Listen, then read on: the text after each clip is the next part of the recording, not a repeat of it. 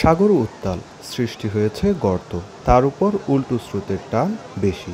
বালুচরে টাঙানো হয়েছে লাল পতাকা, যেখানে সমুদ্র স্নান নিষিদ্ধ, তবে মানছেন না অনেক পর্যটক।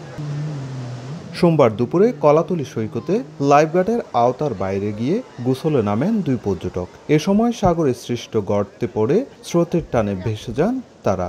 দ্রুত জেটস্কি নিয়ে একজন এবং লাইফগার্ড কর্মীরা আরেকজনকে উদ্ধার করে সদর হাসপাতালে নেওয়া হলে চিকিৎসক তাদের মৃত ঘোষণা করেন। দুজন যখন পানিতে পড়ে যায় তখন তাৎক্ষণিক ওখানে সামনে ওয়াটার ব্যাগ ছিল, ওনারা দুজনকে ধরে ফেলে এবং আমি টাওয়ার থেকে দৌড়ে যাই।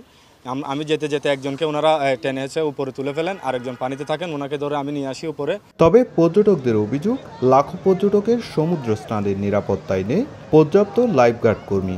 স্বল্পতার কথা স্বীকার করে সবাইকে নির্দেশনা মানার আহ্বান সংস্থাটির। অনেকে দেখতেছে একদম লাস্টে চলে যাচ্ছে ভিতরে, তো ওরা তো অবশ্যই রিস্ক নিতেছে। লক্ষাধিক মানুষের জন্য এই 10-15 জন লাইফগার্ড আসলে খুবই কম। কিছু সংখ্যক পর্যটক আমাদের যে মেসেজগুলো রয়েছে, সেফটি মেসেজ রয়েছে, এগুলাকে ইগনোর করে তারা যে কোনো জায়গা থেকে গোসল করতে নেমে এই সমস্ত দুর্ঘটনাগুলো ঘটে। স্রোতের টানে ভেসে যাওয়ার সময় গত দুদিনে 30 জনের বেশি পর্যটককে উদ্ধার করেছে লাইফগার্ড কর্মীরা। মৃত্যু হয়েছে 4 জনের।